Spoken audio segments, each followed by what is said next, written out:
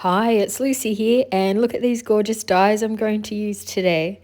I'm going to show and create Christmas cards today using these dies from In Love Arts. Aren't the die cut flower pieces so lovely?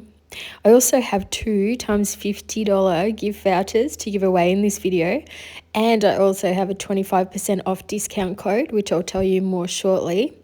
But first, I'm mostly just using these 4 gorgeous Christmas dies to create 8 cards.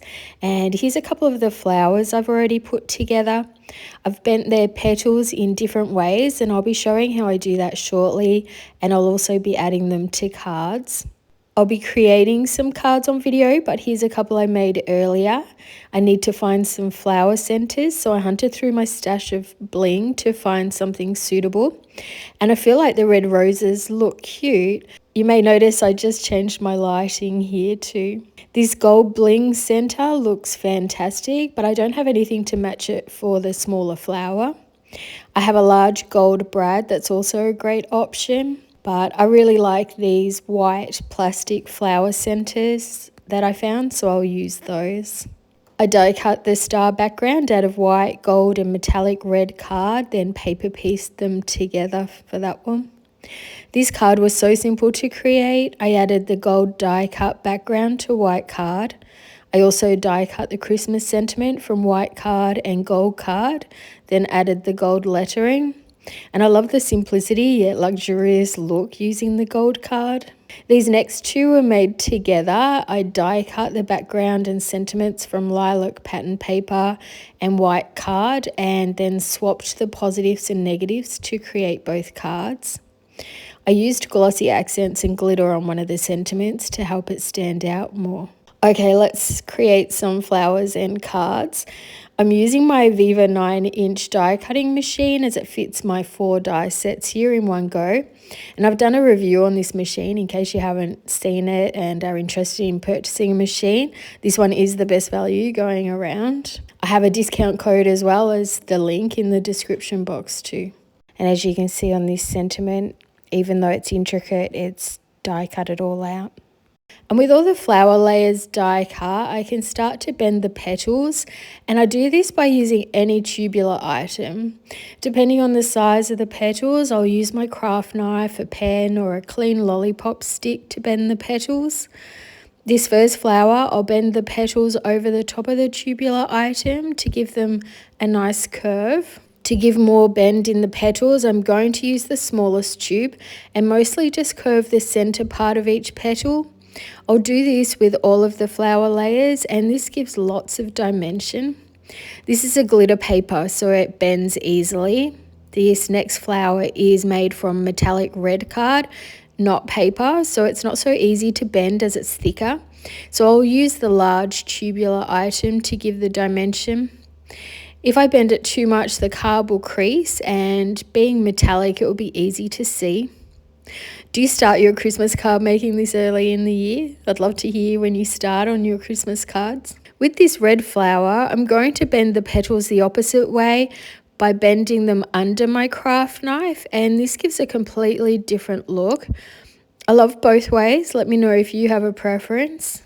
And while I'm showing how to create dimension on these flowers, I'll let you know about the special code for a huge 25% off your entire order at In Love Arts. Use the code Lucy25 and I'll have all the info and product links in the description box below. They have free international shipping too for orders over $29 US. And what I mentioned before, In Love Arts have also generously given me 2 $50 gift vouchers to give away. Isn't that amazing? They've already given me some in the past as well, so my lucky viewers, it's really good. I'm so excited to choose 2 winners. So all you need to do is add your name in capital letters in the comments section of this video. Please make sure to add it in capital letters so that I don't miss your name. And I'll choose 2 lucky winners in 2 weeks' time. You have until the 4th of June, and then I'll announce the winners in a video just after that time. I'll add the layers by using a foam dot on the bottom layer, but just glue after that. This gives it some height but doesn't make it crazy high. When adding the layers, try to place them so the petal ends are filling the gap from the layer before, and this way you get a fuller flower. I'll do the same with the rose gold flower, adding a foam dot to just the bottom layer. I'll use my pokey tool to pop the layers in place, and then I've decided to wait to add the top layer until the glue dries a bit. When it's totally wet, it's difficult to stick down without having to hold it in place. If the glue is starting to dry a little, it's a lot more likely to have some stickiness. And here's the finished flowers. They just need centers now. I decided to show some choices so you can see what works and what doesn't with the flower centers. I like this old brad I found, so I'll add that shortly. I think the most important choice is the size of the center. And I've also die cut the sentiment from white card and metallic card, and I'm going to add the white letters to the red shadow with glue. While it's drying, I'll add an acrylic block to apply the pressure. I'm leaving the red letters in the shadow so the white letters have some dimension. But to do this, I need to use some double-sided tape to make sure the red letters and shadow all stay together. I'll continue to add the letters, and I love how it turns out. This sentiment creates a lovely centerpiece. To add the brad to the flower center, I'll use my craft knife to create a slit, then add the brad and adjust the petals. Once I'm happy with it, I can separate the prongs so they lie flat in different directions. I'll fluff up the petals again before affixing to the card front. And I'm wondering if some of you new crafters have even seen brads before. They used to be very popular about 15 years ago, but I don't think I see them for sale ever now. And now for the card, and I'm going to emboss this background to give some texture with polka dots. I have a card base and also a white piece of card the same size. I like to add an extra layer of white card between my actual card base and the die cuts when creating on a white background. It gives a much more finished look, even though it's exactly the same look. I don't know if that makes sense. But if you don't do this, next time you're creating a white background card, try adding this extra layer and see how you feel. If it looks better, I'd love to hear. I've added glue and some scrap white card to the sentiment to give height and stability. I'm going to add the beautiful white glitter flower to this card and add a couple of pearls to finish it off. Onto the next card, and again I'll add the white card piece to my card. I was a bit rough with this glitter paper, so I accidentally tore it in one spot. It doesn't matter though, as we can add something over the top, so never throw out accidents like this. I'm adding a big blob of glue to the flower to make sure it sticks. I'm undecided on a sentiment that will suit, so I'll come back to this at the end of the video. On to the next card, and I die cut the star background with red glitter foam. And I'm not sure if you've tried foam with die cuts before, but although it die cuts well, it's very hard to keep its shape properly.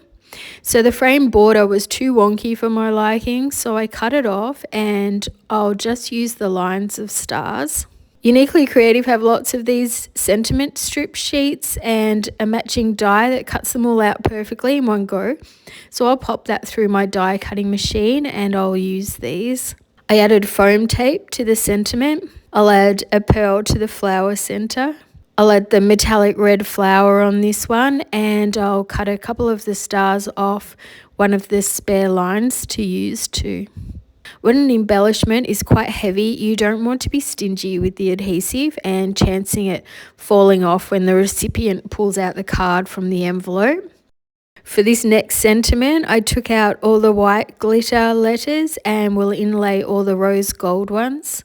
I've added double-sided tape to part of the back so it's easy to fix the letters into place, and I can secure them better once they're all in. This card took me a minute to figure out what I wanted to do in the background. I could have left it clean and simple with just the sentiment and flower, but I decided to die cut the star background and cut that up so I could rearrange the bits. I cut all the inside off, so I was left with the lovely thin border. And this looks quite nice, but I'll change that up in a minute. I wasn't a fan of the white glitter paper being directly on the white card, so I'll add the rose gold shadow in two pieces so that it gives a barrier between the white glitter and the white background. I'll also add a bit of scrap paper first to lift the sentiment off the white background even more. This is one way to add scraps underneath that's a similar odd shape. Then I'll add the rose gold shadow. I had to cut it in half as it's the same size as the white shadow. So in order to create a border at the top and the bottom, there had to be a gap in between. Back to the card, and I still don't like the design much. It's a bit boring and the flower seems too big on this card. So I decided to add the border on an angle to show you a different option, and it gives more interest. Do you agree? That's a definite for me, so I'll stick it down, and then the flower being too big is an easy fix. I'll chop off the bottom petals, so I'll still have the height of the foam dot I put on earlier, but I'll have a smaller flower. Now the border is dry, I can chop off the overhanging bits. I'm also going to add some of the lines of stars I chopped off. We can really play around creating different designs with those. I'll probably use this die in another video closer to Christmas with some more ideas too. I'll add thin foam tape to the sentiment, add glue to the flower, and this card is finished and I'm happy with the outcome in the end.